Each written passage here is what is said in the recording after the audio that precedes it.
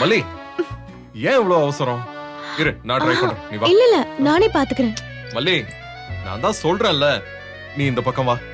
இத ஓபன் பண்றது கொஞ்சம் கஷ்டமா தான் இருக்கும். நான் பாத்துக்கிறேன். நீ வா. ம். அ,